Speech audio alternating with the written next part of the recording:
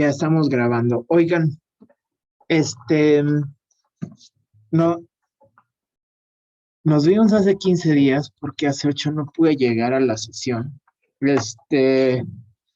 Pero me gustaría iniciar preguntándole si quedó alguna duda de ese primer texto que revisamos juntos de Marx, el prólogo a la contribución, la relación entre eh, estructura y superestructura, las definiciones de relaciones de producción, fuerzas productivas materiales.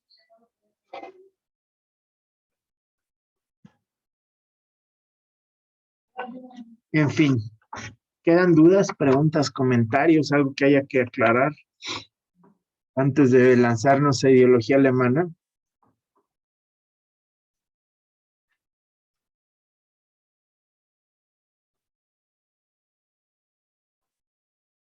¿No? ¿Todo bien? Ok. Bueno, entonces, ¿quién me explica así en un relámpago la relación entre estructura y superestructura?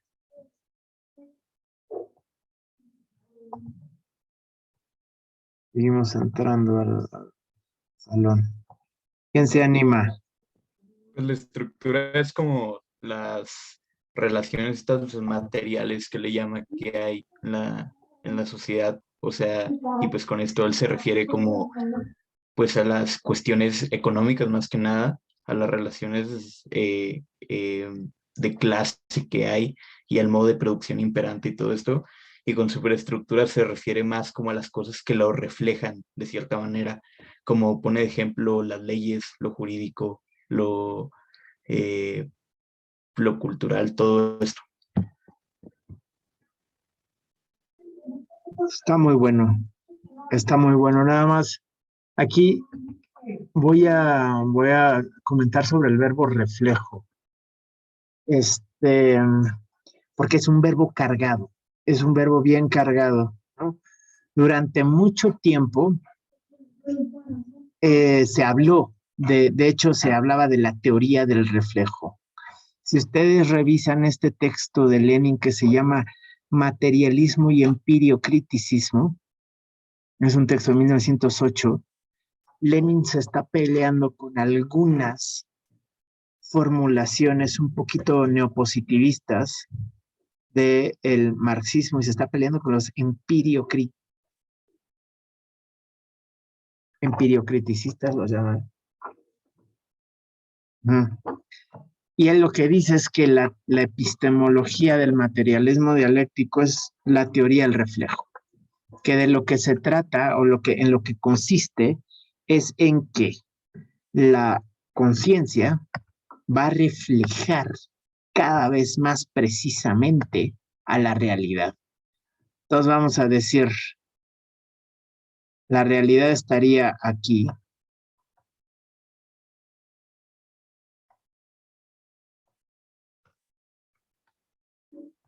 Y la conciencia, lo voy a poner en otro color, como un cerebro.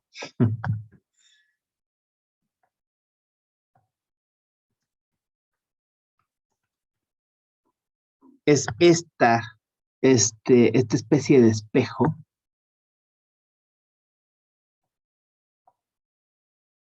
cuya tarea es reflejar la realidad. Entonces, en principio, la realidad que logra reflejar es distorsionada, ¿no? Porque hay una preeminencia de la realidad sobre la conciencia y la conciencia siempre es imperfecta frente a esa realidad. Pero la conciencia se va perfeccionando cada vez más para reflejar de forma cada vez mejor esa realidad, ¿no? Vamos a decir que al principio se forma esta forma de la realidad, ¿no? Esta es lo que la conciencia logra entender de esa realidad, y entonces se ven, también es un rectángulo y se parece, pero es imperfecto, no es idéntico. Y la tarea de la conciencia es ir aproximándose cada vez más a la figura de esa realidad, ¿no? Como que en cada aproximación teórica cada vez se aproxima más la conciencia. Este es un poco lo que se entendía por teoría del reflejo en el marxismo, ¿no? Y estaba asociada evidentemente a las nociones de estructura y superestructura, en la medida en la que la superestructura, dice Marx, son las formas de conciencia de esa estructura económica de la realidad.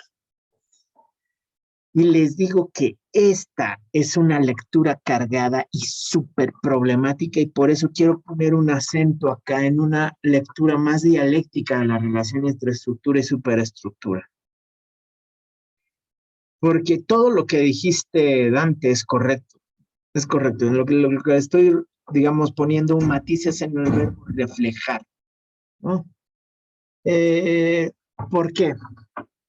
Porque fíjense, Lenin y toda la Segunda Internacional tienen la intención, bueno, toda la Segunda Internacional es una generalización burda, pero bueno, tienen la intención de defender el verdadero materialismo de Marx a partir de esta teoría del reflejo.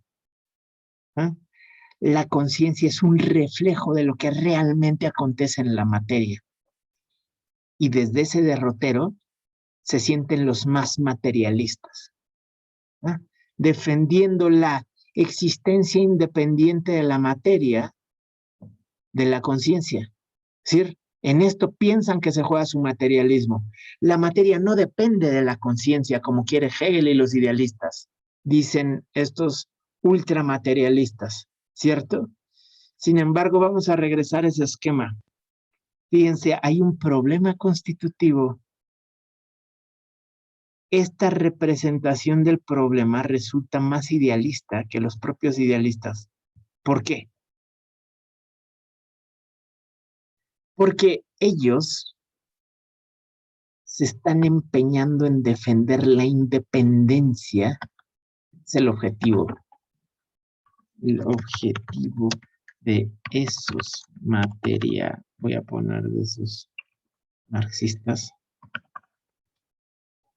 es defender la independencia de la materia de las formas de conciencia. ¿Eh? Y los vas a escuchar decir de aquí, por allá, es que el ser social no depende de la conciencia. ¿Eh? El ser social no depende de la conciencia refleja, es un reflejo de lo que está aconteciendo en la realidad. Este es el objetivo, y sin embargo lo que están haciendo sin proponérselo, y esto lo voy a poner en azulito, es afirmar la independencia de la conciencia de la materia. Fíjense, le salió el chirrión por el palito. Lo que consiguen sin proponérselo, no, ahí no lleva acento, aunque sí es drújula, es afirmar la independencia de la conciencia de la realidad. Ajá.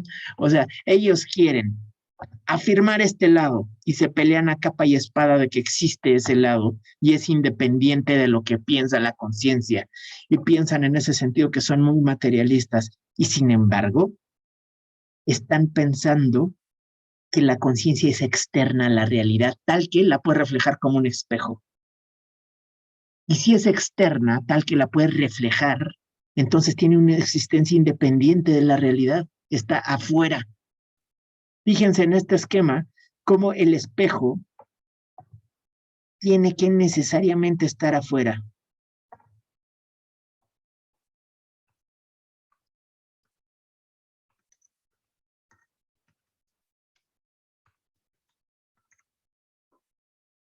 Y entonces, cada vez, si está afuera y lo colocas cada vez en un lugar mejor, el espejo va a reflejar mejor la realidad. Se proponen esto y consiguen sin querer esto. Es decir, resultan idealistas de closet. Idealistas de closet en la medida en la que la conciencia refleja la realidad como un objeto externo a la misma. Y eso no es lo que está diciendo Marx para nada. Lo que está diciendo Marx, desde la lectura que yo estoy dispuesto a defender, ¿no?, es un esquema muy distinto. ¿Puedo borrar esto? Sí, profe. Ok, lo que dice Marx es esto. Tienes a la realidad aquí.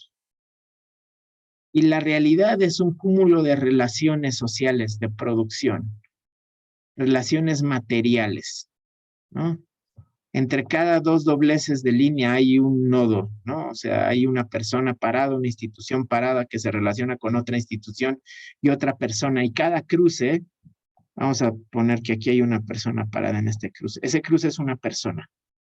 Y esa persona se define por esta familia que tiene aquí y esta clase social que la determina y este país en el cual está parado y esta situación social que conoció y este barrio que le dio vida, etcétera, etcétera, ¿no? Supongan pues, ¿no? Es un esquema muy chafa. Pero ¿qué creen? Lo que está diciendo Marx es la conciencia no está aquí afuera reflejando esa realidad. La conciencia es siempre, dice Marx en la ideología alemana, el ser consciente.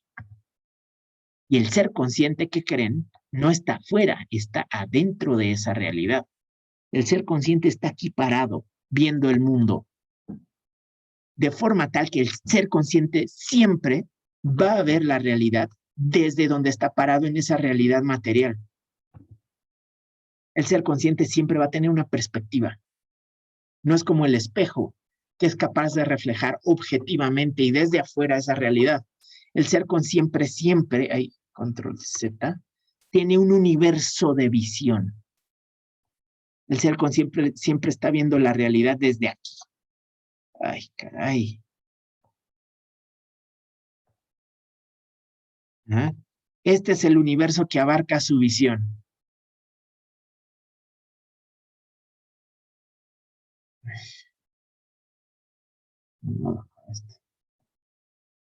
Ajá. ¿Qué quiere decir esto? Que su conciencia siempre va a estar determinada por el lugar desde donde está viendo. Siempre. No va a ir produciendo una mejor forma de ver el mundo como el espejo, no va a ir afinándose. ¿Ah? No es un reflejo que se perfecciona. La conciencia siempre está determinada por el lugar desde donde volteas a ver el mundo. ¿Ah? Porque la superestructura no está afuera de la estructura. Esta es la imagen que yo les decía del edificio.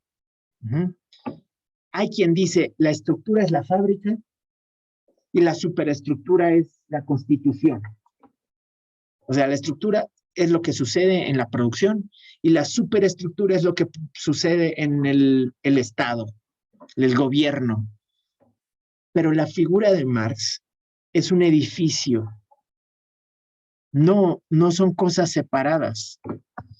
En la figura de Marx, la estructura, que es esta cosa que ahí están las columnas, ahí están las traves que van a cargar ese edificio.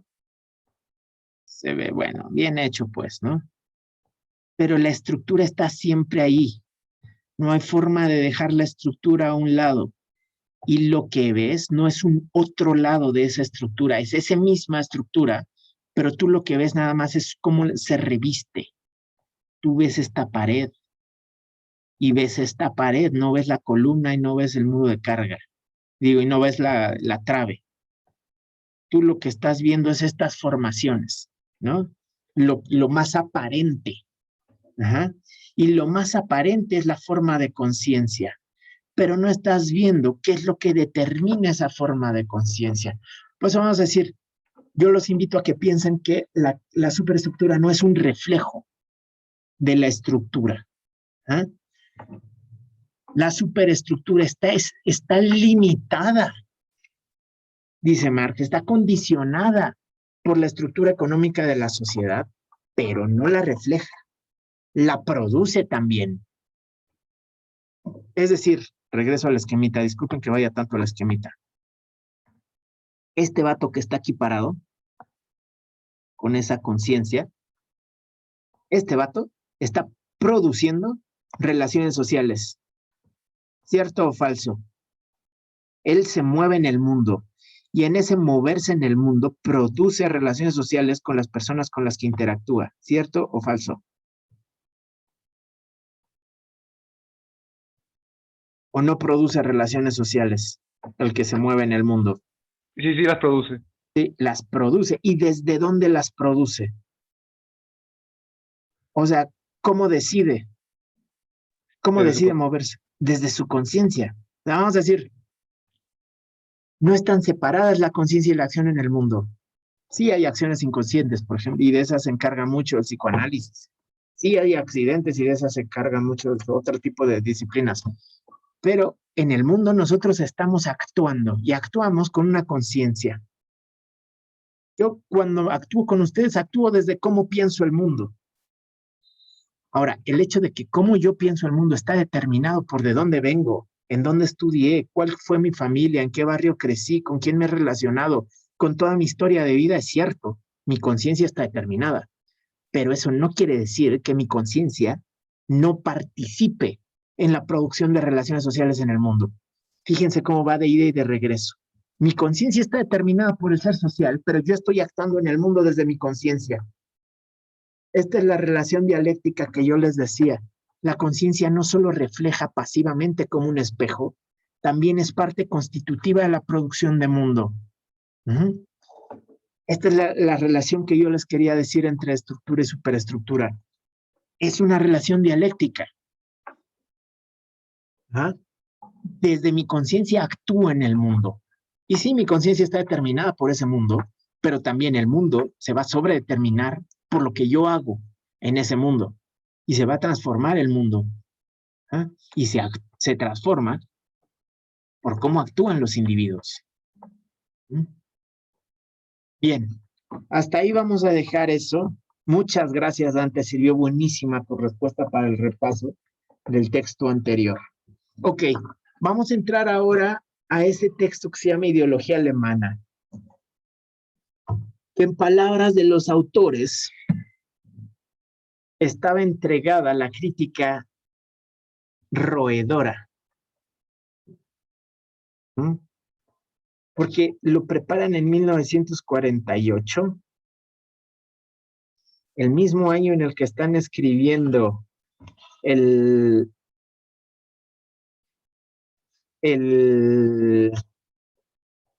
manifiesto del Partido Comunista, pero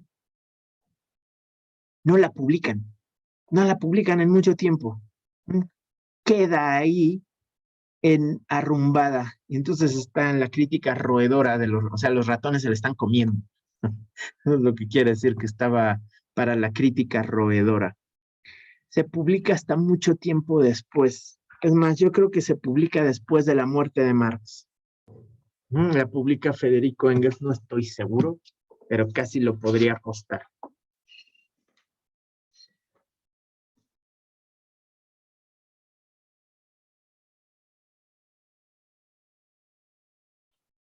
Bueno, ¿y cuál es el objetivo de este texto? Es el primer trabajo colaborativo teórico de Marx y Engels. ¿Y qué están intentando hacer? Están intentando hacer sus paces teóricas, así de ya, está bien, con el universo teórico del cual vienen. Yo les había contado que Marx empieza en las juventudes hegelianas en Alemania y, y cuenta en el otro texto que leímos que habían leído con mucho entusiasmo el socialismo y el socialismo francés, el socialismo utópico y el anarquismo francés, ¿no? Y querían ir hacia allá los alemanes, pues realmente no tenían las bases teóricas para hacerlo. Y entonces Marx se empieza a radicalizar y se empieza a distanciar fuertemente de sus, hasta el 32, fíjense, después incluso de la muerte de Engels. O sea, en el 32 se publican también los manuscritos económico-filosóficos. Los encuentran en el Instituto Marx Engels Lenin de Moscú.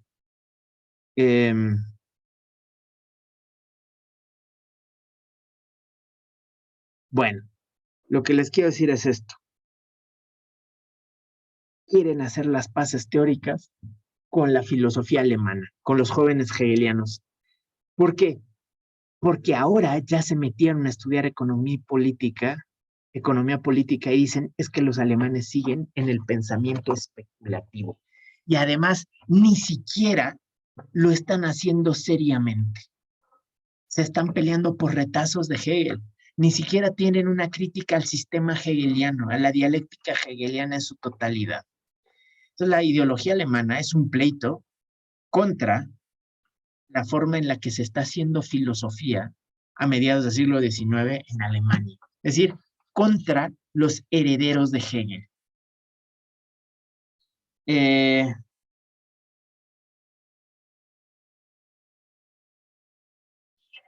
Entonces les voy a comentar algunos pasajes de la crítica que hacen a la ideología alemana. Lo primero que hay que topar es que para Marx y Hegel para Marx y Engels hay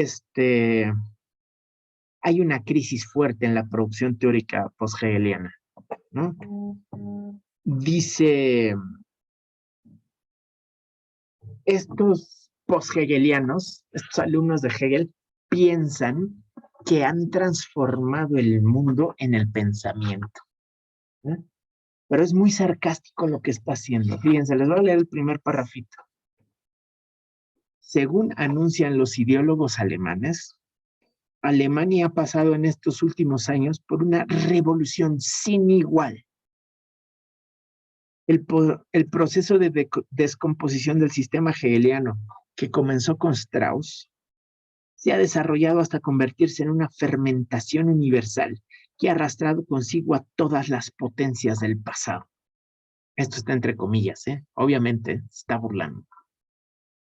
En medio del caos general, perdón, está entrando banda, espérame un tantito. En medio del caos general han surgido poderosos reinos para derrumbarse de nuevo enseguida. Han brillado momentáneamente héroes, sepultados nuevamente en las tinieblas por otros rivales más audaces y más poderosos. Fue esta una revolución junto con la cual la francesa es un juego de niños. Se está burlando, evidentemente. Una lucha ecuménica al lado de la cual palidecen y resultan ridículas las luchas de los diálogos. Los principios se desplazan, los héroes del pensamiento se derriban los unos a los otros con inaudita celeridad, y en los 3 años que transcurrieron del 42 al 45, se removió el suelo de Alemania más que antes en 3 siglos. Punto. Y luego una oración solita que dice, y todo esto ocurrió, al parecer, en los dominios del pensamiento puro. Fíjense cómo se está pitorreando Marx de la situación. Mientras en Francia se organizó la Revolución Francesa y tiraron al régimen antiguo, al ancien régime, como le decían, ¿no? Y instauraron a un gobierno burgués y sacaron a la aristocracia, y en Inglaterra se revolucionó el modo de producción y vino la revolución industrial y están transformando el mundo. Los alemanes, que no tienen una sola revolución moderna, tienen un intento revolucionario que fue aplastado terriblemente en el siglo XVI, no tienen ni una revolución moderna, se ufanan de ser los más revolucionarios porque han transformado el mundo, dice Marx, y todo esto en el universo del pensamiento. Los alemanes piensan, en serio piensan, que el mundo se transforma con distintas posturas filosóficas, ¿no? Eso es de lo cual se está burlando Marx. Sin embargo, dice Marx, no se ha superado a Hegel. Este es el gran problema. O sea, se están ahogando en un vaso de agua. No se ha superado a Hegel. Uno agarra un retazo de Hegel y lo defiende hasta la muerte. Este es el verdadero Hegel. Y otro agarra otro retazo de Hegel y dice, no, es que no entienden porque en este pedacito de la fenomenología dice esto. Y ahí está el verdadero Hegel. Y dice Marx, pero ni siquiera se han aventado el trabajo de hacer una crítica del sistema hegeliano. O sea, no de afirmarse en retacitos, de pararse en nichos de poder y defenderlos, sino en elaborar una crítica sistemática al pensamiento de la dialéctica hegeliana. Te lo leo. Dice, no solo sus respuestas, sino también los problemas mismos llegan consigo un engaño. La sumisión a Hegel es la razón de por qué ninguno de estos modernos críticos ha intentado siquiera una amplia crítica del sistema hegeliano, por mucho que cada uno de ellos afirme haberse remontado sobre Hegel. Su polémica contra Hegel y la de unos contra otros se limita a que cada uno de ellos destaque un aspecto del sistema hegeliano, tratando de enfrentarlo a la par contra el sistema en su conjunto y contra los aspectos destacados por los demás. Al principio tomábanse ciertas categorías hegelianas puras y auténticas, tales como la substancia y la autoconciencia, para profanarlas más tarde con nombres más vulgares como los de género, el único, el hombre. Aquí claramente hay una referencia al texto de Stirner que se llama El único y su propiedad, y se está burlando. Se está burlando de cómo están refriteando términos hegelianos. Ok. ¿Y cuál es el problema con todos estos pseudocríticos de Hegel, estos herederos de Hegel, que toda su crítica se basa en la religión y no pasa de ella? Toda la crítica alemana, desde Strauss hasta Stirner, se limita a la crítica de las ideas religiosas. Este es el gran límite de la filosofía alemana. Mientras que, dice Marx, la religión verdadera se da por sentado y se critican las desviaciones frente a ella. Acá Marx va a tener una postura muy clara sobre este problema. Que pueden ustedes encontrar desde estas famosas tesis sobre Feuerbach. Y lo que dice Marx es, está bien, o sea, sí, hay que criticar la religión. Pero criticar la religión es absolutamente banal. Lo segundo y más importante que hay que hacer es criticar la sociedad, no criticar la religión. Porque si la religión es un producto enajenado, eso solo se debe a que la sociedad misma está enajenada. Y lo que hay que hacer es criticar a la sociedad en su enajenación.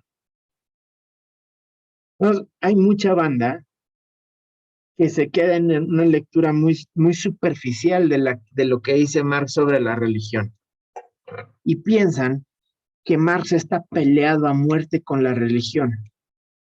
¿No? Los que están peleados a muerte con la religión son Feuerbach, Stirner y Strauss, la filosofía alemana, ¿no? Que está todo el tiempo debatiendo sobre la enajenación religiosa. Marx dice, es que ahí no está el problema está en la sociedad. Y hay una frase ahí multicitada, ¿no? De la religión es el opio del pueblo. No sé si la han escuchado. ¿Sí? Pueden revisar ese texto que se llama Crítica a la filosofía del derecho de Hegel. De ahí viene esa cita. Más, siempre hago esto. ¿Ya se las he leído completa esa cita a ustedes? Las voy a leer porque está fuera de contexto. O sea, hacen a Marx alguien que está diciendo di no a las drogas, ¿no? Así se entiende esa frase. Como que Marx estuviera diciendo, ay, las drogas son malas, ¿no? La religión es el opio del pueblo, el opio es malo, entonces la religión es mala. Eso no es para nada, lo que está diciendo Marx para nada. Les voy a leer la cita entera, ¿eh?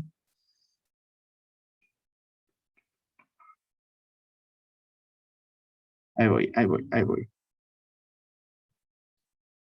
Esa cita está aquí. Ahí voy. Fíjense, dice, la miseria religiosa es al mismo tiempo la expresión de la miseria real y la protesta contra la miseria real. La religión es el suspiro de la criatura atormentada, el alma de un mundo desalmado, y también es el espíritu en situaciones carentes de espíritu. La religión es el opio del pueblo. Fíjense lo que está diciendo realmente Marx. Lo que está diciendo realmente Marx es, la vida es terrible. En este mundo social la vida es puro padecimiento. O sea, la vida es de sufrimiento. Y la religión es necesaria para un mundo que es así. O sea, ¿para qué sirve el opio? Dice Marx, el opio sirve para olvidarte tus dolores. ¿Para qué sirve la religión? Para amainar los dolores del mundo. Fíjense cómo se ha leído mal esa cita, ¿no? Se le publica de forma tergiversada, como si Marx estuviera diciendo la religión es mala. Y te pintan a Marx entonces como un jacobino francés, ¿no? Racionalista. A Marx, en verdad les digo, es más complejo, es muy complejo lo que está pensando sobre la religión, sí que es súper crítico, pero también dice, es absolutamente secundario. El problema, o sea, la religión, casi se va a aventar la afirmación de la religión es una necesidad histórica. Mientras la sociedad esté así de enajenada, va a existir la religión. El problema no es criticar a la religión porque es un universo imaginario enajenado. El problema real es criticar a la sociedad por estar enajenada. ¿Mm? Bueno, en fin, se avienta este pleito con la filosofía alemana diciendo es que se quedan en el análisis religioso y habría que ir mucho más allá. La disputa entre viejos y nuevos hegelianos no era sobre los fundamentos de Hegel. La diferencia estaba en que unos, o sea, los neo-hegelianos, combatían como usurpación al poder lo que otros, los viejos, consideraban legítimo. Esto es una cita. ¿Ah? Sí, los viejos hegelianos dicen el Estado prusiano es el absoluto del cual estaba hablando Hegel. Y los neo-hegelianos decían, no, no están leyendo bien a Hegel porque el Estado prusiano es represivo. ¿Mm? Entonces dice Marx, bueno, es que así no funciona. ¿Mm? El problema es que ni los viejos hegelianos ni los nuevos hegelianos se preguntaron nunca qué relación había entre la filosofía y el mundo material. ¿Ah? Se olvidaron del mundo material. Ahí va la cita en la página 118. Dice Marx, a ninguno de estos filósofos se le ha ocurrido siquiera preguntar por el entronque de la filosofía alemana con la realidad de Alemania, por el entronque de su crítica con el propio mundo material que la rodea. Fíjense, a la filosofía se le olvidó el mundo. Este es el problema que ve Marx ahí. Bueno, que ven Marx y Engels, que están escribiendo este texto juntos. Y como a esa filosofía se le olvidó el mundo, Marx y Engels van a construir una nueva visión de mundo, dicen ellos, que es el materialismo histórico. Tienen que empezar una nueva forma de hacer teoría, una forma de hacer teoría a la cual no se le olvide que el mundo está allá afuera. Y entonces empiezan a sentar nuevas premisas. Fíjense las premisas. La primera premisa, bueno, primero dicen, en cambio nosotros vamos a hablar del mundo y vamos a sentar ciertas premisas. Las premisas de las que partimos son reales, son comprobables empíricamente. O sea, Marx y Engels dicen, no vamos a empezar por las grandes abstracciones tipo el único, el ser, ¿no? Vamos a empezar por cosas bien concretitas y reales. Por ejemplo, vamos a partir de los individuos realmente existentes. Esta es la premisa. Vamos a partir de nosotros los que estamos aquí. Se los leo, ¿no? La acción y las condiciones materiales de vida que constituyen la vida de estos seres humanos realmente existentes. Les leo las citas, ¿eh? Las premisas de que partimos no tienen nada de arbitrario, no son ninguna clase de dogmas, sino premisas reales, de las que solo es posible abstraerse en la imaginación. O sea, yo sí puedo dudar de que ustedes existan, ¿no? Y ahorita más, que nada más los conozco por cuadritos, ¿no? En la pantalla. Así puedo hacerlo. Como Descartes, que dice, bueno, yo sé que yo existo. Ustedes quién sabe, ¿no? Y dice Marx, sí, sí se puede. O sea, sí se puede dudar de las premisas de las que partimos, pero solo en un ejercicio de la imaginación. O sea, si no hago un ejercicio imaginativo de que ustedes realmente no están ahí atrás, no dudo tan fácilmente de la existencia de individuos que existen, ¿no? Son los individuos reales, su acción y sus condiciones materiales de vida, tanto aquella con que se han encontrado como las engendradas por su propia acción. Estas premisas pueden comprobarse, consiguientemente, por la vía puramente empírica. ¿Cómo compruebo la existencia de individuos reales? Bueno, pues voy y veo si realmente está ahí la persona, la veo, la escucho, ¿no? ¿Está ahí afuera o no está ahí afuera? Bueno, esa es la primera premisa. Digo, de ahí partimos. Y entonces ahora sí viene la enumeración de las premisas, fíjense. La primera es, existen. Esa es la primera premisa. Existen individuos humanos vivientes. Y dicen, bueno, ¿podemos hacer abstracción de esto? Sí, se puede. En la imaginación puedo realmente pensar que todo es un sueño. Que yo no soy yo, ¿no? Y que soy un personaje en el sueño de un genio maligno. Puedo, si quiero y me lo imagino con ganas, sí, se puede. Y sin embargo, nadie realmente se la cree, ¿no? Esto de que realmente yo no existo o que ustedes no existen, nadie se la cree, ¿no? Bueno, esa es la primera premisa. Existen individuos humanos vivientes. El primer estado de hecho comprobable es la organización corpórea de estos individuos y su comportamiento hacia el resto de la naturaleza. O sea, ¿qué es lo primero que puedo afirmar de estos individuos que pienso que existen? Bueno, que están organizados materialmente, o sea, que están organizados corporalmente, que cada quien hace algo. ¿Mm? Por eso dice la organización corpórea de estos individuos. Y dos, ¿qué otra cosa puedo comportar? Que comprobar qué cosas hacen en la naturaleza. Es decir, cómo se relacionan con el entorno. Fíjense si esto no son las dichosas relaciones sociales de producción que nos propuso en el texto que leímos la vez pasada. Existen individuos y están organizados corporalmente y se comportan de una cierta forma con la naturaleza. Es decir, hacen algo con esa naturaleza. Juntan agua para beber, juntan comida para comer, usan cuevas para que no les pegue el agua, o construyen casas, o producen maíz, o lo que sea que hagan en la naturaleza. Esa es la primera premisa. Existen personas y están haciendo cosas de forma organizada frente a la naturaleza. Ok. Segunda premisa, el ser humano se distingue del animal. O sea, lo podemos teóricamente distinguir por muchísimas cosas. Hay quien va a decir, son politicón, dice Aristóteles, el animal político. Hay quien dice es el único animal racional. Hay quien dice es el único animal religioso. Hay quien dice es el único animal que se ríe. ¿Eh? Hay quien dice es el único animal que es libre. Dice Marx, podemos ensayar muchas propuestas teóricas.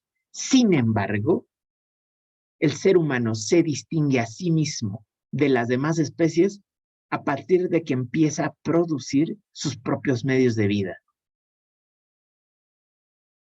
Se los leo. Podemos distinguir al hombre de los animales por la conciencia, por la religión o por lo que se quiera. Pero el hombre mismo se diferencia de los animales a partir del momento en que comienza a producir sus medios de vida. Paso este que se haya condicionado por su organización corporal. Al producir sus medios de vida, el hombre produce indirectamente su propia vida material. Ok, entonces fíjense. Según Marx, producir los medios de vida nos distingue de los animales. Más allá de cómo queramos nosotros encontrar diferencias, el ser humano empieza a comportarse de forma distinta a los demás animales cuando se dedica a producir sus medios de vida. Todos los demás animales, en esta antropología filosófica, no producen sus medios de vida. Se los encuentran producidos por la naturaleza y los consumen, ya sea vía caza, pesca o recolección. Pero tú no encuentras animales, dice Marx. Esto es falso, por cierto. Cualquier biólogo te va a decir que esto es falso. Pero el ser humano se empieza a distinguir de los demás animales cuando empieza a producir sus propios medios de vida. Por ejemplo, dice, ya me cansé de estar recolectando. Nunca sucede así. Sí, es falso. Por ejemplo, ahorita voy al caso de las abejas que producen un panal. Un panal es un medio de vida, no solo es un hábitat. Es un medio que les sirve para metabolizarse con las flores. Es un medio en el que se produce miel. Sin embargo, el ser humano tiene procesos de producción de medios de vida complejísimos y extensísimos. Esto es lo que, vamos a decir, lo que dice Marx es, podemos distinguirlos de muchas formas, pero el ser humano se empieza a comportar distintamente a los demás animales cuando produce sus propios medios de vida. No se trata, de hecho, de afirmar que es el único que lo hace. Muchos marxistas se fueron por ahí, afirmar que el ser humano es el único que produce medios de vida. No, de lo que se trata es de afirmar que el ser humano sí que lo hace y lo hace de forma muy específica. El ser humano sí que produce sus medios de vida y los produce de forma muy específica y muy extensivamente. O sea, piensen en la complejidad de objetos que son nuestros medios de vida. Yo nada más viéndome en la pantalla, estoy viendo mis lentes, mis audífonos, mis cables, mi ropa, la computadora, digamos, todo esto que son medios de vida son producidos por el ser humano. Y es una forma muy compleja de producir la vida material. Y al producir tus medios de vida, produces indirectamente tu propia vida material, dice Marx. Es una especie que produce su propia vida material. Produce su hábitat, produce sus medios de consumo alimenticio, produce sus medios de consumo espiritual, si quieren, en forma de música, de libros, de películas, de contenidos de diverso tipo, ¿no? De juegos, de todo eso es producción, de objetos para jugar, en fin, etcétera, etcétera, etcétera. Producimos toda la vida material. Ok, esa es la segunda premisa.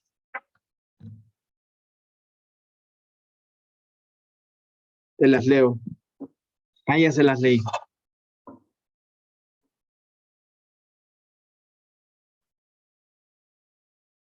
Fíjense, para los hipermaterialistas, dicen Marx y Engels, el modo en cómo los hombres producen sus medios de vida depende ante todo de la naturaleza misma de los medios de vida con que se encuentran y que se trata de reproducir.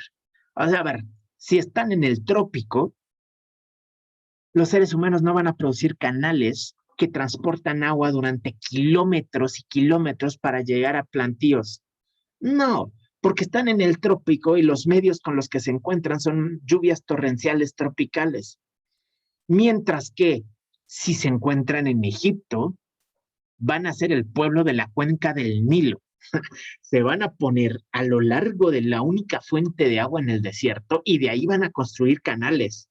Es decir, los medios de vida que se producen tienen que ver con los medios de vida con los que se encuentran. Este modo de producción no debe considerarse solamente en cuanto es la reproducción de la existencia física de los individuos. Fíjense, contra el hipermaterialismo.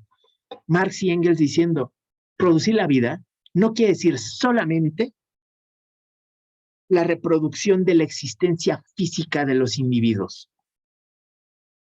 ¿Mm? No es solamente producir proteínas, vitaminas y minerales para mantenerte vivo, no. Es producir culturalmente, es una forma de vida. Fíjense cómo lo dice Marx. Es ya más bien un determinado modo de la actividad de estos individuos, un determinado modo de manifestar su vida, un determinado modo de vida de los mismos. ¿Ah? O sea, si yo produzco maíz, voy a producir toda una cultura en torno al maíz. El maíz no es solamente los carbohidratos que me alimentan. El maíz forma una cosmovisión también, por eso una superestructura. No solo produzco maíz estructuralmente, sino se acompaña con toda una forma de conciencia que acompaña las relaciones necesarias para producir el maíz. Por ejemplo, el Popol Vuh de los mayas dice somos el pueblo del maíz. No solo porque materialmente reproducen su vida, no dicen somos hijos del maíz, nuestro cuerpo está hecho de maíz. ¿Por qué? Porque claro que es el centro de la reproducción de la vida social el maíz. La cosmovisión en torno al Popol Vuh está relacionada estrictamente con la producción de la vida material, pero es toda una cultura, dicen los autores. Tal y como los individuos manifiestan su vida, así son.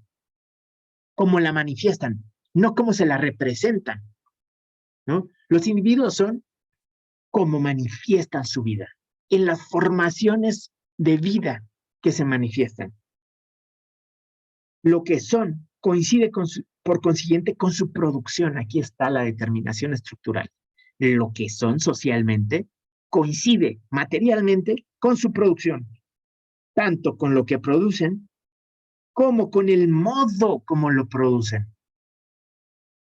O sea, coincide con producir el maíz, esto es lo que producen, pero también cómo producen el maíz, cómo se organizan para producir el maíz, quiénes van a la faena en el campo, a qué dioses les rezan para, ¿no? ¿Qué conocimiento de la producción tienen?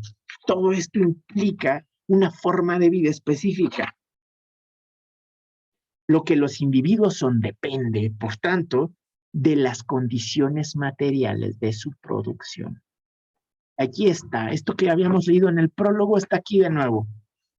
Lo que somos socialmente depende de la forma en la que nos relacionamos para producir. Ok, voy a saltarme, voy a ir un poco más rápido. ¿Cómo vamos de tiempo? Ok.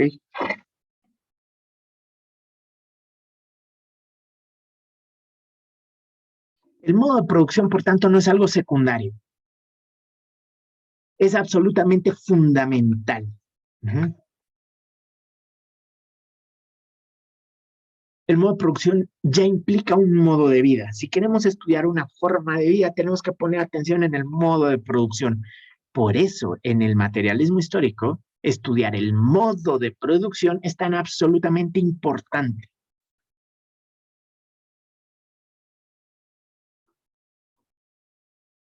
Bueno, y luego empieza a desarrollar históricamente el tema de la producción. La producción aparece cuando la población crece. Fíjense, es una necesidad económica. Mientras la población no crece, la recolección es suficiente para reproducir socialmente la vida, la caza y la recolección. ¿Cuándo empiezas a producir? Cuando la caza y la recolección no es suficiente. Ojo, esto también habría que dudar de ello. Como ley general. Porque hay cazadores y recolectores que se mueven. Muchos cazadores y recolectores van migrando por todos lados y no transforman su forma de vida cuando empieza a carecer, más bien transforman su forma de caza y de recolección. No es que no sepan sembrar. Por ejemplo, en Oasis América, no sé si se acuerdan de esta antropología que nos enseñaron de los pueblos originarios en México, que dividía, esto nos lo enseñaron yo creo en la secu o en la prepa, no sé si a ustedes también, Mesoamérica, que va como de la mitad del país y todo Centroamérica, de Aridamérica, que está en el norte. ¿Se los enseñaron así o no? Y Mesoamérica, perdón, dale, Conrado. No, que sí nos lo enseñaron así. Sí, ¿no? Y mientras, fíjense, en esta antropología progresista, Mesoamérica son los pueblos desarrollados, porque eran sedentarios, tenían agricultura y construían pirámides grandotas. Mientras que Aridoamérica son semibárbaros, porque no tenían ni agricultura ni asentamientos urbanos grandes. Entonces Mesoamérica es la gran cuna de la civilización y el norte ya son así como menos desarrollados, ¿no? Fíjense el progresismo de esta cosmovisión, ¿no? Bueno, pues está demostradísimo que había muchos pueblos que en Aridoamérica sabían sembrar, tenían de hecho tecnología de canales para llevar agua a ciertos lugares y de todas formas decidían no asentarse. Solo sembraban y cosechaban durante partes del año y seguían sus formas de vidas nomádicas, ¿no? Debemos decir, no hay que comprarnos el progresismo de ciertas afirmaciones antropológicas del 19, ¿no? Sobre todo cuidado con este progresismo que implica el sedentarismo y los asentamientos urbanos como algo más desarrollado. Pero bueno, lo que dice Marx es, la producción es resultado de una necesidad económica. No es así como, ay, hoy me da flojera salir a cazar, ¿qué se me ocurre? ¿Qué se me ocurre? Ah, ya sé, me voy a poner a trabajar la tierra. No es así, dice Marx. La producción es resultado de una necesidad económica. Entonces, cuando la población crece, empieza a haber producción, agricultura.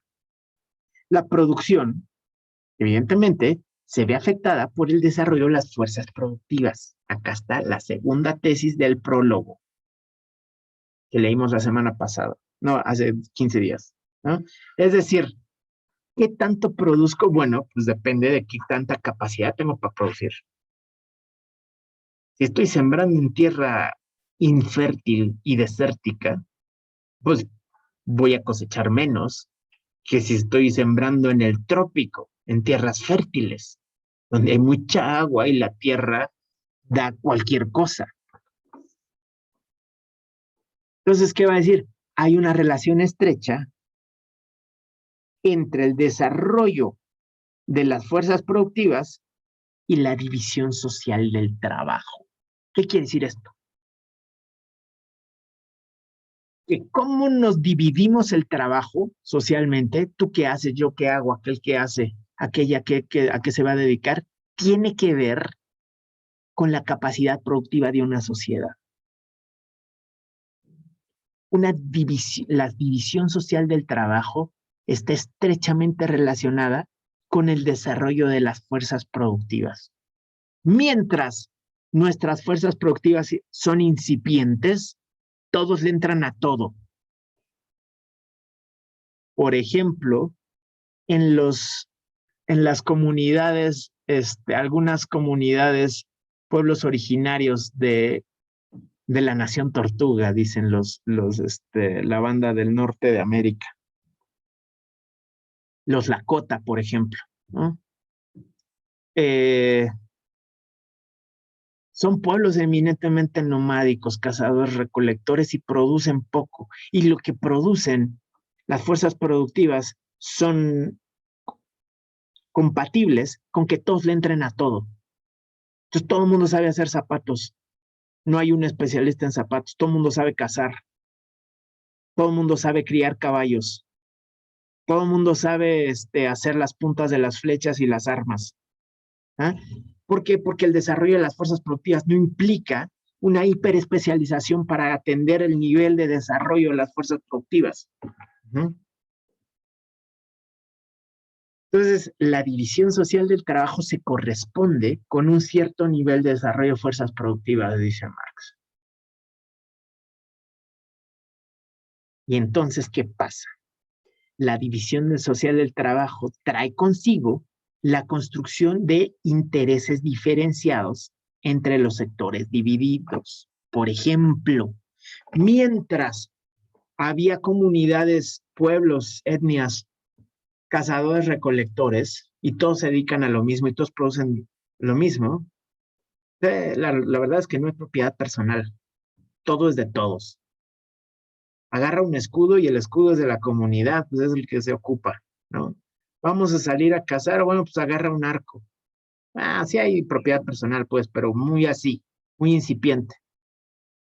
En cambio, empieza a crecer el asunto, la comunidad empieza a crecer, empieza a ser insuficiente los recursos, empieza a haber producción, empieza a haber vecinos agrícolas que se dedican a la siembra. Y todo el mundo al principio la siembra pues es incipiente, entonces todo el mundo le entra a la siembra. Y de repente se domestica un animal, los borregos, las vacas, lo que quieran. Y entonces de repente empieza una división social del trabajo, porque ahora hay fuerzas productivas para producir la tierra y fuerzas productivas para producir ganado.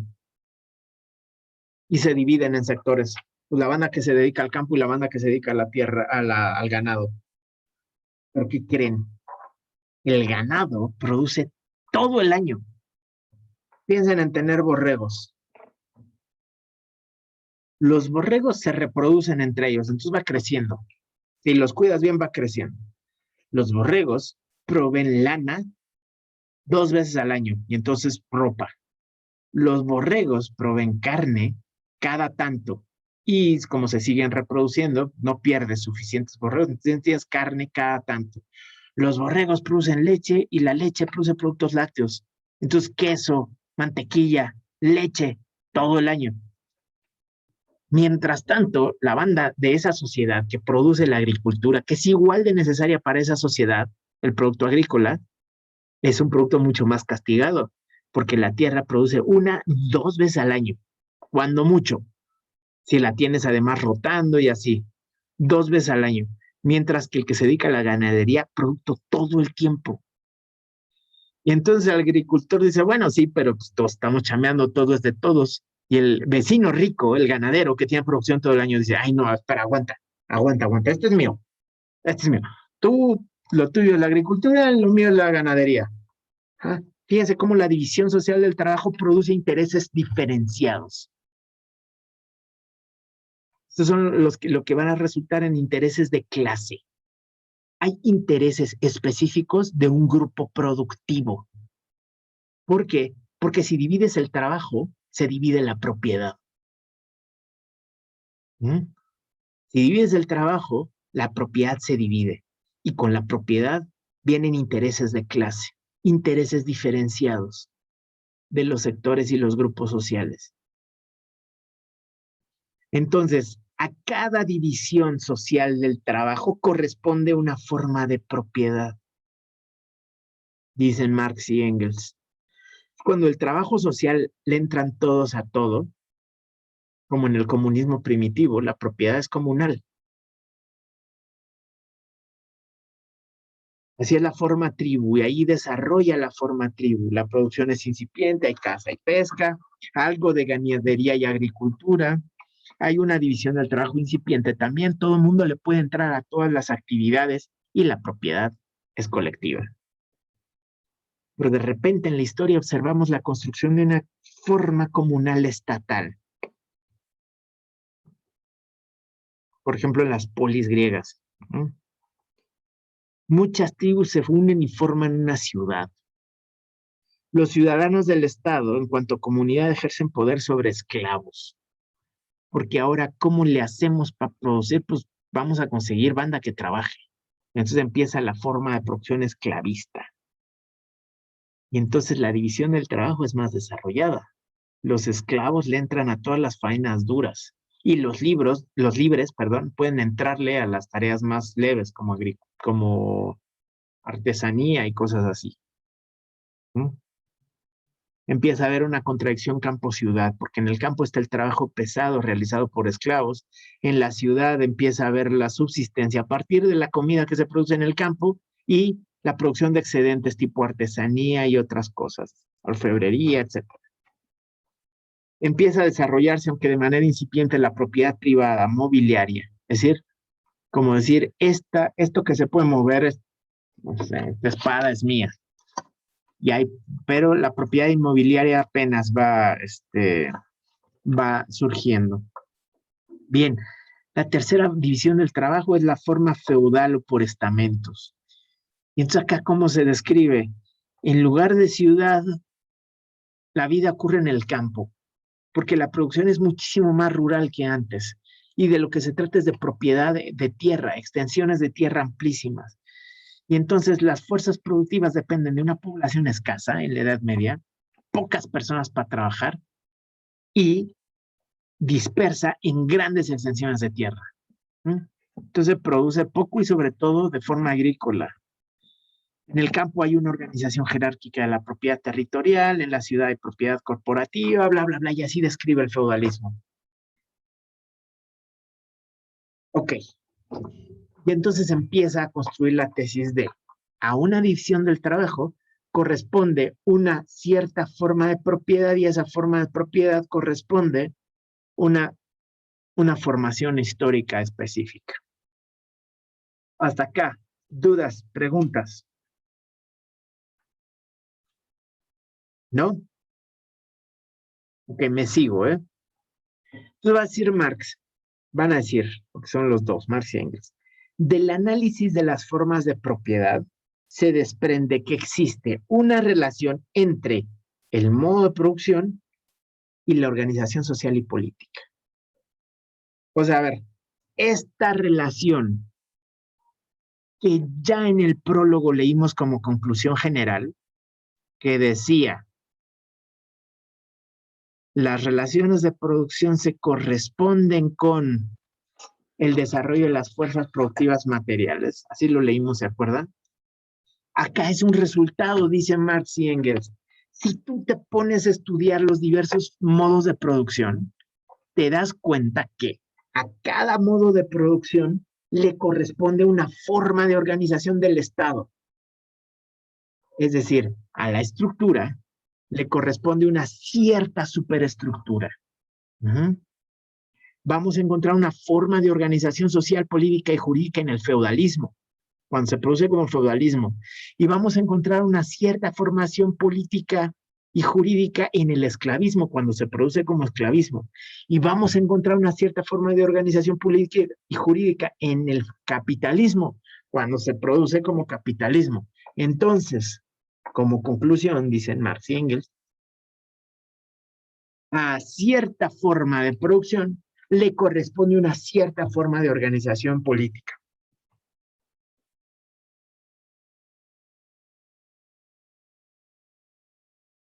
Ok, me voy a saltar una parte del desarrollo y voy a llegar a esta conclusión. La organización social y política brota del proceso de la vida de los individuos, no como nos los imaginamos, sino como son realmente, cómo actúan según las condiciones independientes de su voluntad. Es decir, las formaciones políticas y jurídicas brotan de la forma en la que las sociedades reproducen su vida materialmente. Digamos, no es algo nuevo. No es algo nuevo que apenas estamos leyendo, es algo que leímos desde hace 15 días, pero aquí lo está explicando mucho más detenidamente. Pero así también con las ideas. Fíjense, dicen los autores, la producción de las ideas y representaciones, la conciencia, aparece en principio directamente entrelazada con la actividad material. Es más, el lenguaje mismo brota en principio de la actividad material. El lenguaje es un resultado, dicen Marx y Engels, de una necesidad económica. Necesitamos cazar, necesitamos recolectar y yo necesito coordinar acciones de dos personas para conseguir el objetivo. Y entonces el lenguaje nace como necesidad material. El lenguaje no es un abstracto distinto de las necesidades materiales. El lenguaje nace directamente relacionado con la actividad material. Ok, en principio. Porque mucha banda piensa que el lenguaje se queda así, en su estrechez inmediata a la reproducción de la vida material. Y eso no es lo que están diciendo los autores. Los autores están diciendo, así empieza, pero el lenguaje tiene una vida de suyo propia y se desarrolla y se desprende muchas veces de la reproducción de la vida material. Te los leo. Para mí a la página 25 dice, la producción de las ideas y representaciones de la conciencia aparece al principio directamente entrelazada, fíjense, aparece al principio, en un inicio, directamente entrelazada con la actividad material y el comercio material de los hombres, como el lenguaje de la vida real. Ajá. Las ideas son el lenguaje de la vida real, de cómo interactuamos entre personas. Las representaciones, los pensamientos, el comercio espiritual de los hombres se presentan todavía aquí, en este inicio del universo social, como emanación directa de su comportamiento material. Esto es importantísimo, fíjense. Y lo mismo ocurre con la producción espiritual. Al principio, toda la producción espiritual tiene que ver con la reproducción de la vida material. O sea, hoy podemos pensar, bueno, es que, ¿qué tiene que ver esa rola la rola pop que se les antoje con la forma en la que reproducimos el mundo? No hay una clara relación. ¿Qué tiene que ver ese Dios con la forma en la que reproducimos el mundo? Sobre todo en este salto civilizatorio del monoteísmo. Tal vez no esté directamente relacionado, pero piensen en las religiones, en el politeísmo. Toda la producción espiritual tiene que ver con la forma de la reproducción de la vida material, ¿no? Los dioses que tienen que ver con la fertilidad de la tierra, los dioses que tienen que ver con el maíz, los dioses que tienen que ver con los fenómenos naturales que permiten o impiden la reproducción de la vida material, ¿no? Esto es lo que están diciendo los autores. La vida espiritual está relacionada con la vida material, no son separadas.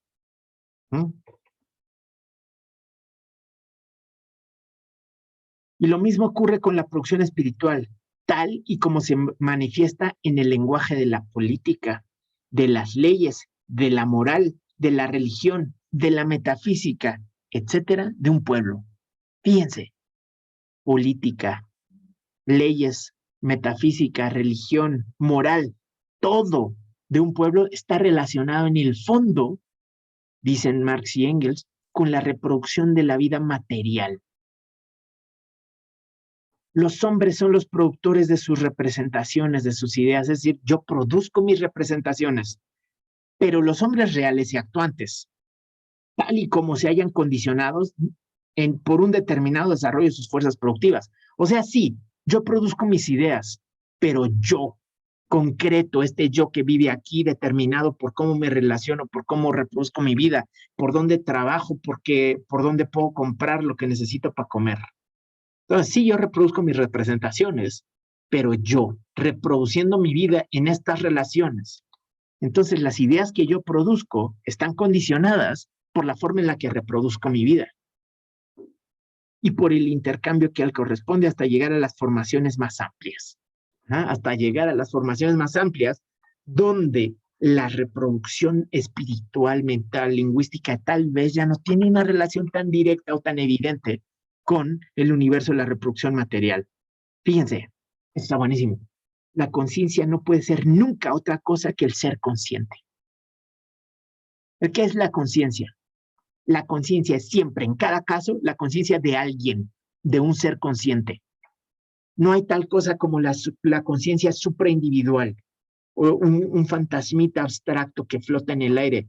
Esto ya lo había dicho Hegel. La conciencia es siempre la conciencia de alguien sobre algo.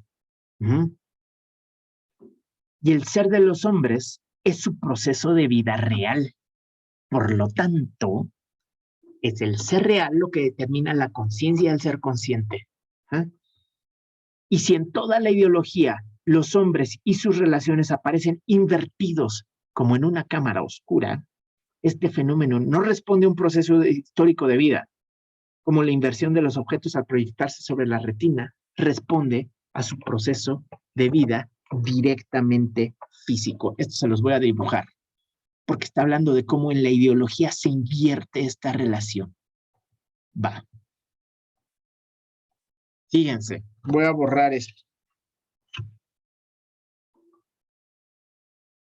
Marx dice, ay, ¿qué puse? Sí. Vamos a suponer que este es el ojo. Vamos a hacerle una iris y una pupila. Bueno, ya, ni modo. Están viendo toda la esfera ocular, ¿no? Supónganse que estos son los párpados. Pero bueno, se entiende pues que la retina está aquí atrás, ¿no? Ay, Dios. Dibujar con este mouse es una cosa muy difícil. Ahí está la retina. Entonces, vamos a suponer, tenemos el ojo de un árbol.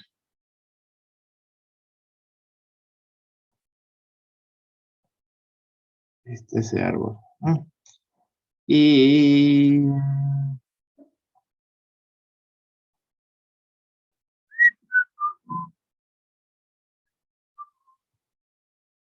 vamos a colorearlo de verde clarito. O sea que nos clavamos en los dibujos que salgan chidos. Ok. Entonces, ¿qué pasa en la cómo funciona la óptica de este asunto? La parte superior del árbol entra por la retina, ¿no? Los rayos impactan la parte inferior de la retina. Lo mismo, la parte inferior del árbol se invierten y quedan plasmados en la parte superior de la retina, de modo que la imagen que se genera en el ojo es una imagen invertida del árbol. A ver, voy. Ay, no, esa no es la línea que quiero esta línea libre.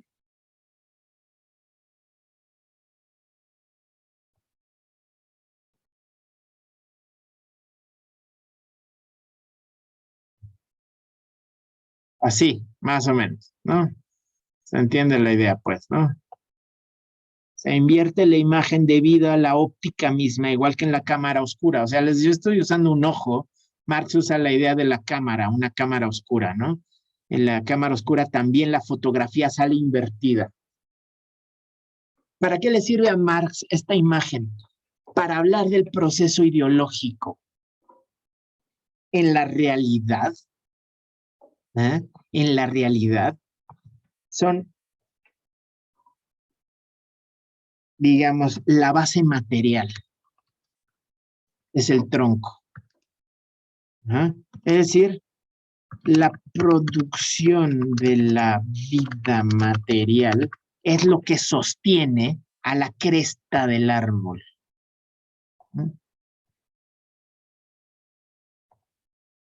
La cresta del árbol sería entonces más bien la producción espiritual. O sea, las formas de conciencia, lo político, lo jurídico, lo religioso. Mientras que la producción de vida material es el tronco y la producción espiritual, es decir, las formas de conciencia y lo político, están sostenidas por esa base material. A través del proceso ideológico, lo que hace la ideología es invertir esa relación de manera que parece que lo fundamental es la producción espiritual. La producción espiritual se presenta como el fundamento, las formas de conciencia, las formas de Estado, lo político y lo religioso parece que sostienen las formaciones sociales. la forma de vida espiritual se presenta como fundamento de la forma de vida material. Esto es la inversión ideológica, dice Marx, ¿no? Y no se debe a un error epistémico. No se debe a que a todo el mundo esté equivocado, se debe a un proceso, igual que en la óptica, se debe a que así se manifiesta. Lo primero que se manifiesta son las formas de conciencia, las formas superestructurales. Vamos a decir, no es que el ojo, la retina, se equivoque. No es que la cámara oscura, al retratar la luz y retratarla invertida, esté en un error. No, es que es la forma en la que viaja la luz. Bueno, de lo mismo dice Marx, la ideología no es un error, es la forma en la que se presentan las relaciones históricas, se los leo de nuevo. Y si en toda la ideología los hombres y sus relaciones aparecen invertidos, como en una cámara oscura, este fenómeno no responde a su proceso histórico de vida, como la inversión de los objetos al proyectarse sobre la retina responde a su proceso de vida directamente físico. ¿Mm? Totalmente al contrario de lo que ocurre en la filosofía alemana, dicen Marx y Engels, que desciende del cielo sobre la tierra, va desde lo religioso hasta la formación social. Aquí se asciende de la tierra hacia el cielo, o sea, de las formaciones históricas hacia las formas de conciencia. Es decir, no se parte de lo que los hombres dicen, se representan o se imaginan, ni tampoco del hombre predicado, pensado, representado o imaginado, para llegar arrancando de aquí al hombre de carne y hueso. Más bien, se parte del hombre que realmente actúa y arrancando de su proceso de vida real, se expone también el desarrollo de los, y aquí se utiliza el término, reflejos ideológicos. Es decir, en el materialismo histórico se va a la inversa. Se intenta explicar las formaciones de conciencia a partir de la comprensión de las relaciones productivas. Hasta aquí. ¿Dudas, preguntas, comentarios?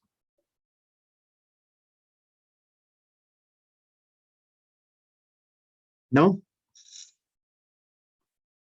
Lo que va a decir Marx es, incluso los errores de conciencia se tienen que explicar a partir de las formaciones históricas. Es decir, en la medida en la que la conciencia está determinada por las relaciones de producción, en el fondo, las relaciones de la reproducción de la vida material, incluso los errores están condicionados históricamente. Entonces, para entender, podemos ver el diagrama, ¿no? Sí.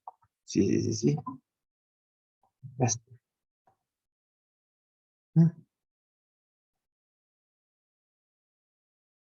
O sea, la producción espiritual se representa ideológicamente como el fundamento, lo que explica, las formas de conciencia explican la organización social. Pero lo que dice Marx es una inversión ideológica, porque lo primero que se presenta es esto es lo más aparente. En el edificio de la estructura y la superestructura, tú no ves las columnas, que son el tronco en esta otra metáfora del árbol, ¿no? Tú no ves traves, columnas. Tú lo que ves son las paredes. Ajá. Lo que uno ve es lo más aparente. Y lo más aparente es lo que reviste los momentos estructurales. Esto es lo que uno ve y lo que piensa que es lo determinante. Y no ve lo que está oculto, que es la estructura. Lo mismo acá. Uno ve lo más aparente, que es la cresta del árbol, y no lo más necesario, que debajo de esa cresta del árbol, lo voy a dibujar aquí como intermitentemente, está un tronco que sostiene a ese árbol y las ramas que sostienen esa figura del árbol. ¿Ah? Ahí está la estructura, nada más que no se ve, está escondida detrás. Y en la ideología, como está escondida esa estructura, pensamos que lo más vistoso es lo que explica lo menos vistoso. No sé si queda claro. Digamos, está intentando explicar el mismo proceso de la estructura y la superestructura. Hay una inversión ideológica en ese proceso. ¿Se ve lo que está intentando decir Marx? ¿Sí? Ok.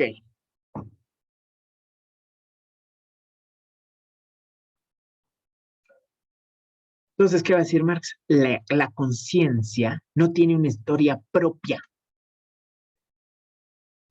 ¿Se acuerdan cuando leímos la fenomenología del espíritu? ¿Qué es la fenomenología del espíritu? Es la historia de la conciencia. ¿Y qué está diciendo Marx? Es que la conciencia no tiene una historia propia, ni su propio desarrollo. La historia de la conciencia y su desarrollo es la historia de la humanidad. Y no podemos explicar la historia de la humanidad a partir de comprender la historia de la conciencia, es más bien al revés. Tenemos que explicar la historia de la conciencia a partir de la comprensión de la historia de la humanidad. Lo que explica es la historia de la humanidad. Lo que hay que comprender, por lo tanto, es la historia de la humanidad para poder explicar las formaciones de conciencia.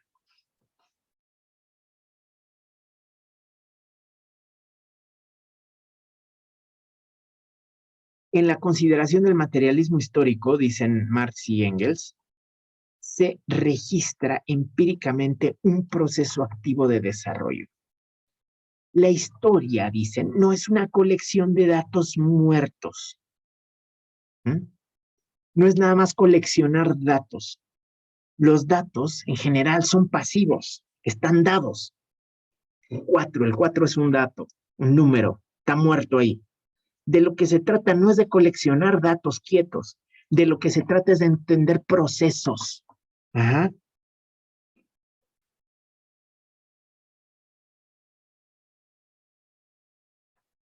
Ok. Me voy a saltar una parte. Ok, hasta aquí dudas, preguntas, comentarios. Me quiero ir a una sección del capítulo que está buenísima, en donde Marx se pone otra vez muy sarcástico y va a decir, es que la historia, la conciencia, nace tarada de materia.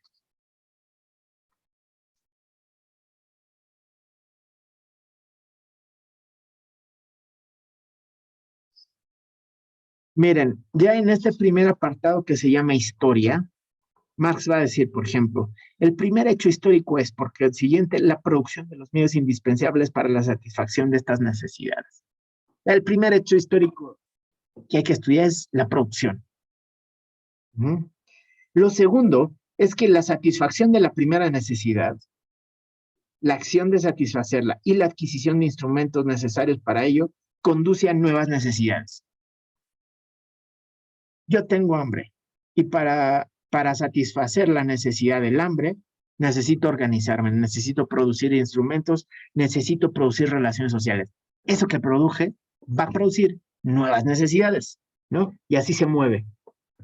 Vamos a decir, la necesidad y la forma de resolver la necesidad produce nuevas necesidades, que a su vez va a producir nuevas soluciones, que a su vez va a producir nuevas necesidades, y así se va moviendo. El tercer factor que aquí interviene de antemano en el desarrollo histórico es el de que los hombres que renuevan diariamente su propia vida comienzan al mismo tiempo a crear a otros hombres, a procrear. Es decir, no solo reproducimos no solo producimos materialmente la vida, sino reproducimos materialmente la vida.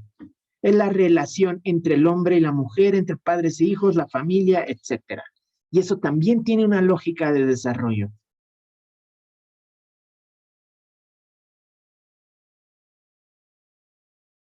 Me voy a saltar una parte que, digamos, va a estar en pensamiento, por ejemplo, de Silvia Federici, va a poner muchísima atención a este proceso. Porque para la crítica feminista hay, por ejemplo, un problema en considerar la producción material y no considerar la reproducción material como parte constitutiva del proceso productivo, ¿no? Y esto va a estar trabajado muy ampliamente por ejemplo,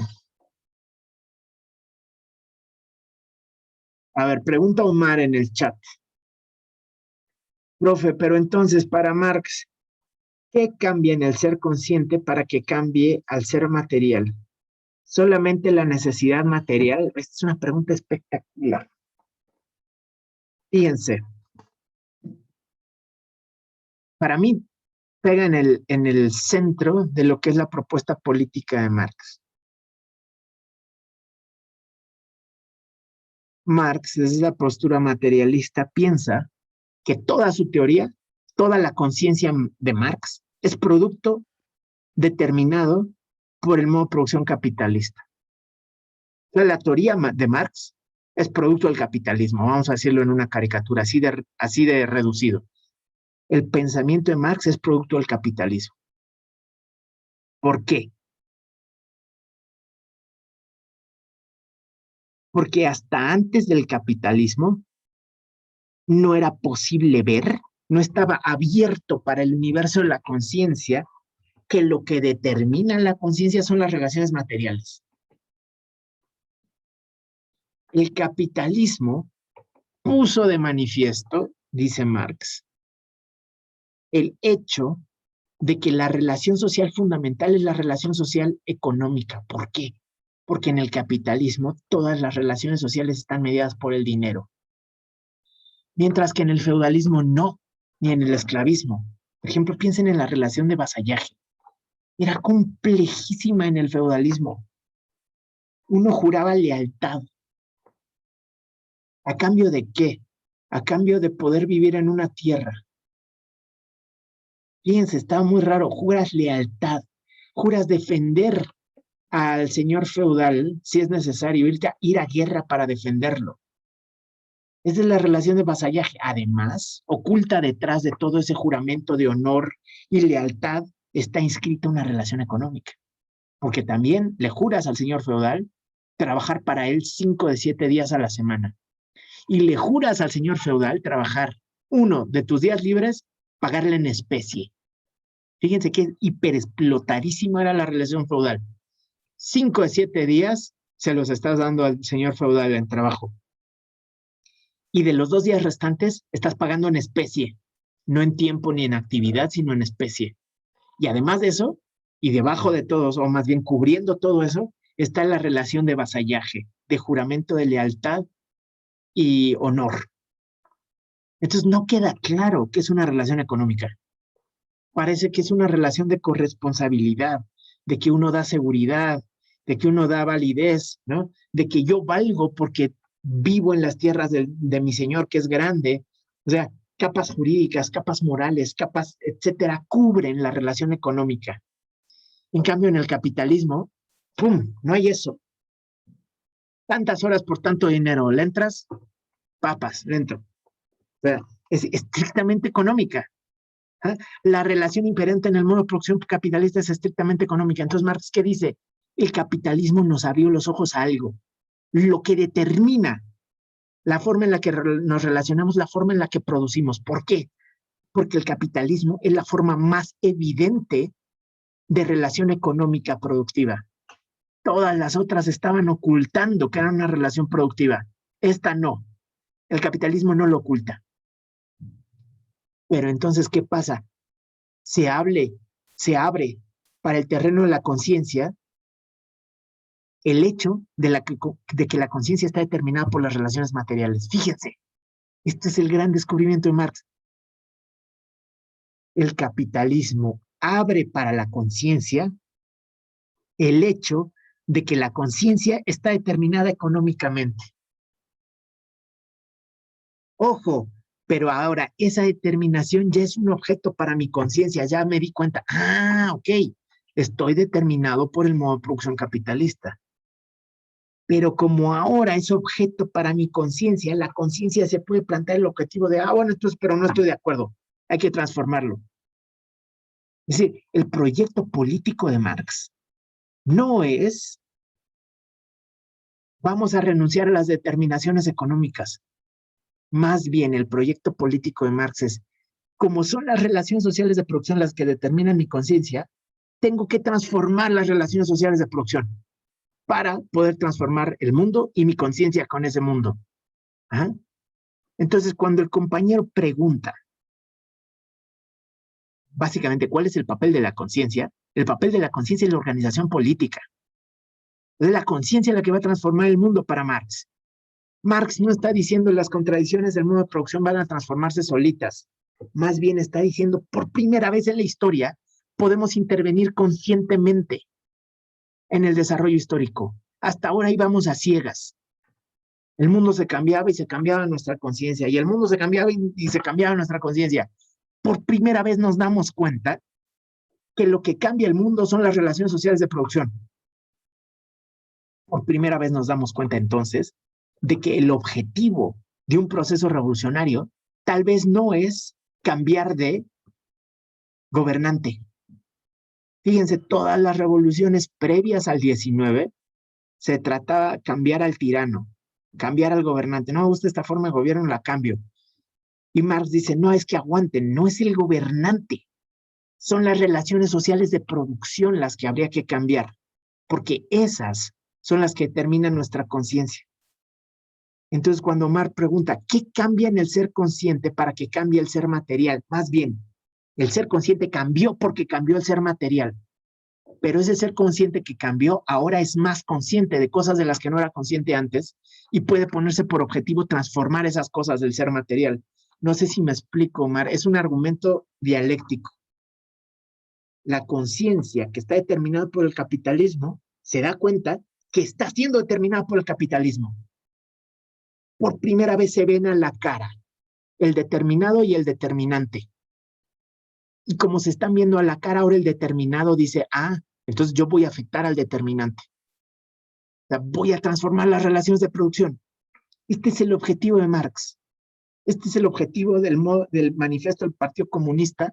Lo que dice Marx es hay que romper la propiedad privada. Porque es la propiedad privada la que nos está determinando hoy por hoy. No sé si me explico. Es decir, y aquí sí que estamos hablando de filosofía de la historia. Hasta ahora, todas las transformaciones estaban a la espalda de la conciencia. Eso es lo que está diciendo Marx.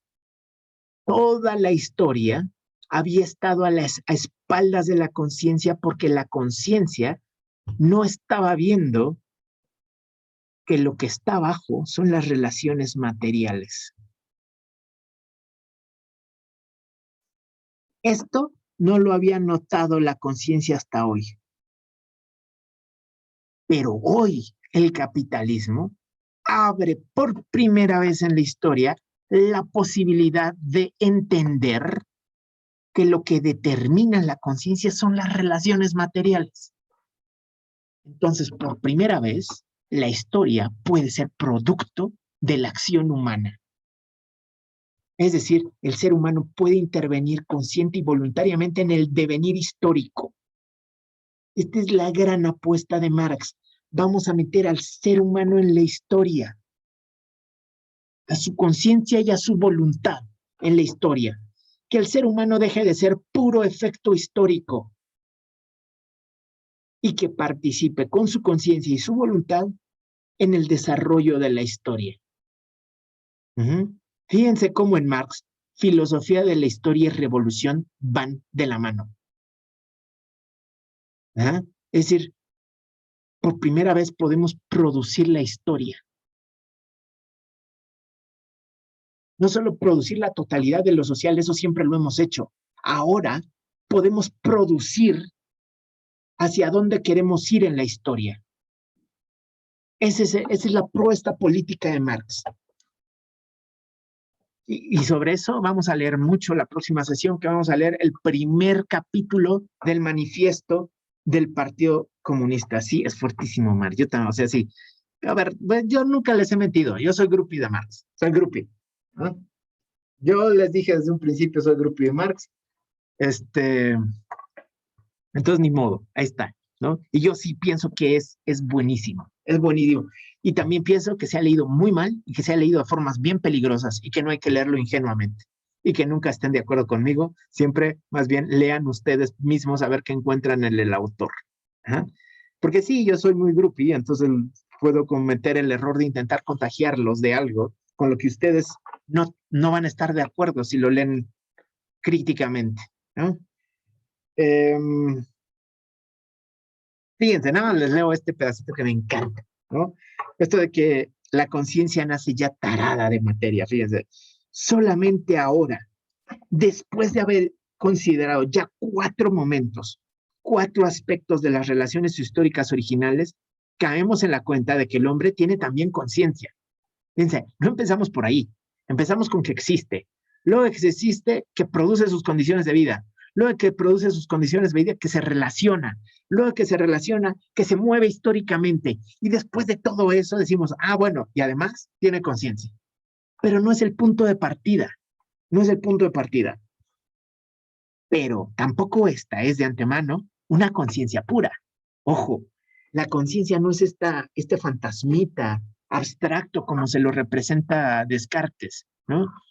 Inmaterial, incorpóreo, como el yo alma de Descartes. No es así para nada, dice Marx. El espíritu nace ya tarado con la maldición de estar preñado de materia. O sea, el espíritu es material también,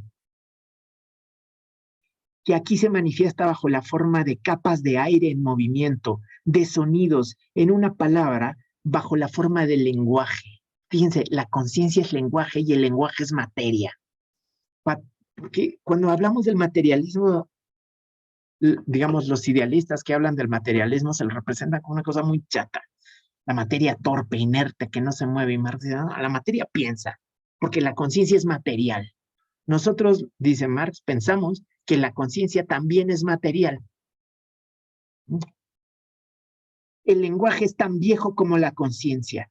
El lenguaje es la conciencia práctica, la conciencia real, que existe también para los otros hombres y que por tanto comienza a existir también para mí mismo. Y el lenguaje nace, como la conciencia, de la necesidad, de los apremios del intercambio con los demás hombres. En fin, a mí me gusta mucho. El próximo viernes, dudas, preguntas, comentarios, perdón, todavía tenemos un ratito.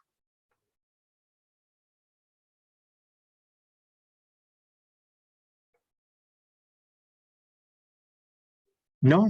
¿Todo bien?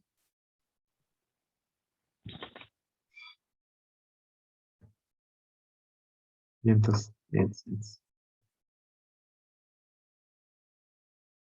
Todo bien, entonces, bien. Yo tengo una duda. Dale, Jimena. ¿Hay alguna relación teórica entre Marx y los pragmatistas? Es que ahorita, bueno, como que relacioné un poco... ¿Los suprematistas rusos? No, los pragmatistas. Ah, sí, con Dewey y así, ¿no? Sí.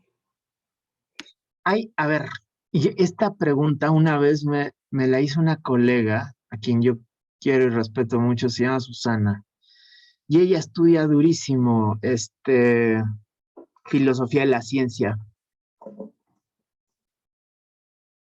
Es muy interesante. A ver,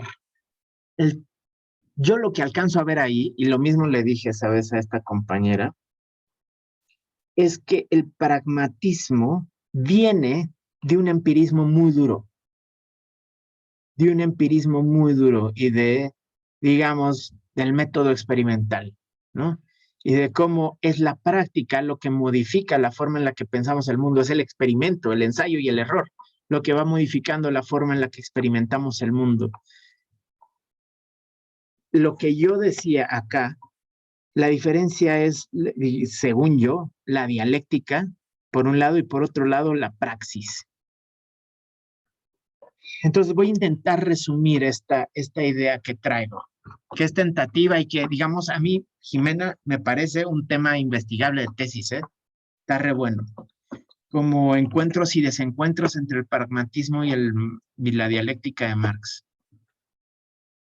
Lo que yo pienso es que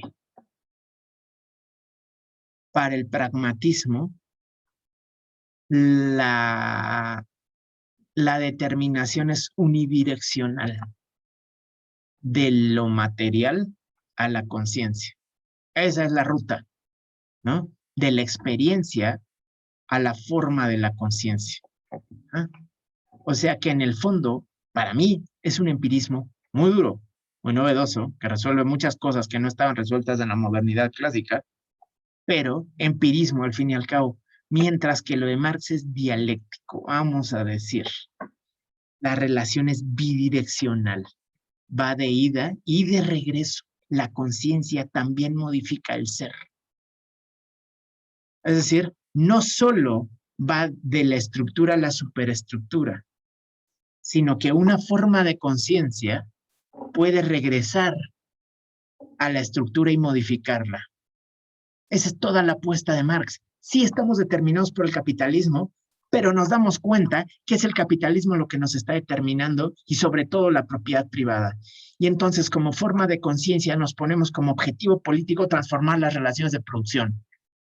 Y entonces actuamos. Está bueno eso, Yenko. Yo tendría que leer más a Dewey, la verdad. En serio, les digo, esta es una pregunta compleja y que habría que perseguir como tema de tesis, tal vez. Ahorita te doy la palabra, Rodrigo. El otro elemento que yo veo ahí es la praxis. Y es que no leímos las tesis sobre Feuerbach. ¿Saben qué? Para el próximo viernes vamos a leer la tesis 1 sobre Feuerbach.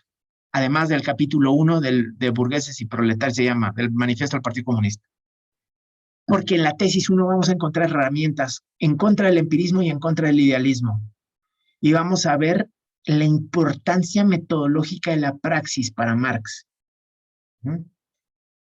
Porque para Marx, en la praxis no solo se modifica lo que entiendo del objeto, también se modifica el objeto mismo. En la praxis se transforma tesis 1 de las tesis del texto se llama tesis sobre Feuerbach. Se los escribo.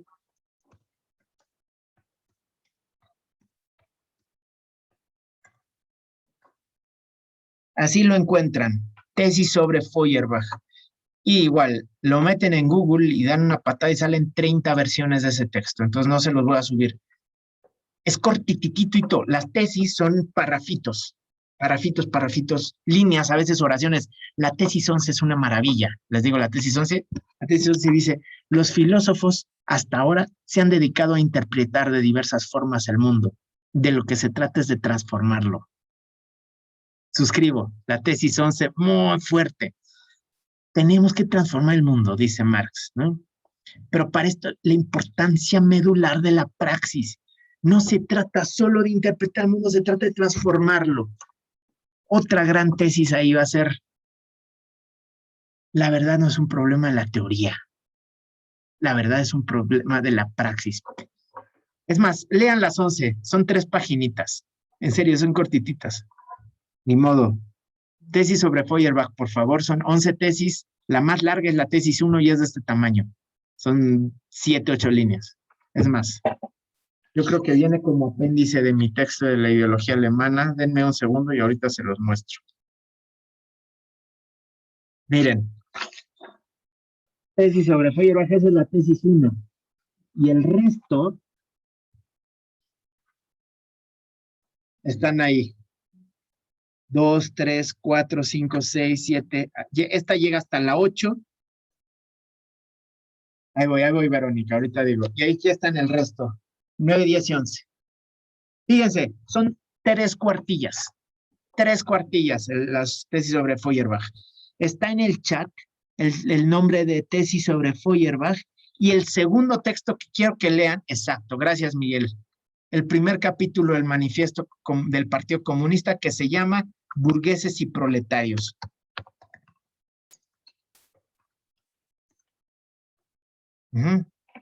Del manifiesto del Partido Comunista. Ok. Vientos.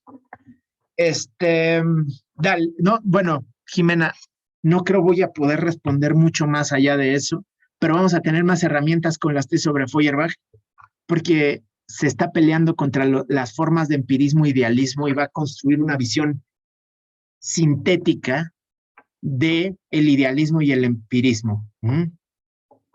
A ver, Rodrigo, adelante. ¿Sí me escuchan? Sí, sí se escucha. Que esto que comentaba de la praxis es muy interesante porque en antropología está Marvin Harris, tiene un Ajá. texto que se llama Vacas, Hombres y Cerdos. Sí, Y en ese texto va explicando así de manera muy buena cómo un mismo objeto puede ser diferente según las condiciones materiales en las que los sujetos se encuentren, bajo las cuales los sujetos se encuentren sometidos.